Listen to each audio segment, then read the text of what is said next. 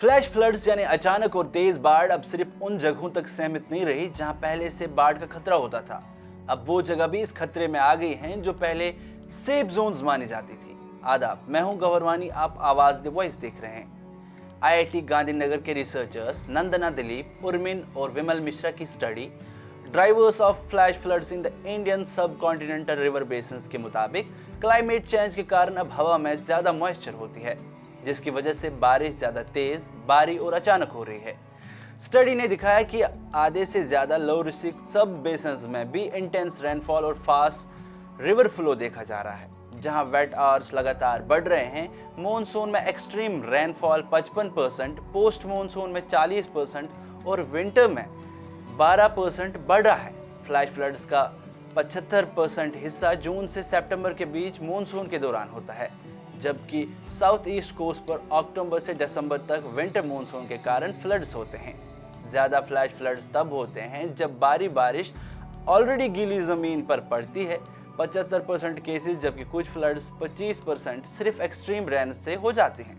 Early river flow कई जगहों पर जैसे ब्रह्मपुत्र, गंगा, साबरमती, नर्मदा, तापी, कृष्णा तेज से बढ़ रहा है। मतलब फ्लड का ऑनसेट अब घंटों में हो रहा है, दिनों में नहीं। फ्लैश फ्लड्स के रीजनल ड्राइवर्स भी अलग हैं। हिमालयाज में टेम्परेचर, रेनफॉल, ह्यूमिडिटी जैसे जियोमॉर्फोलॉजिकल फैक्टर्स इंपॉर्टेंट हैं, जबकि वेस्ट कोस्ट और सेंट्रल इंडिया में वाटर फ्लो और लैंड शेप जैसे हाइड्रोलॉजिकल फैक्टर्स ज्यादा मैटर करते हैं। ब्रह्मपुत्र के 45, गोदावरी के 36 और गंगा के 21 सब बेसिन्स फ्लैश फ्लड्स प्रोन हैं, जबकि वेस्ट कोस्ट के 6 में से 5 सब बेसिन्स हाई रिस्क में हैं, जहां क्लाउड बर्स्ट और लंबी वेट स्पेल्स होते हैं।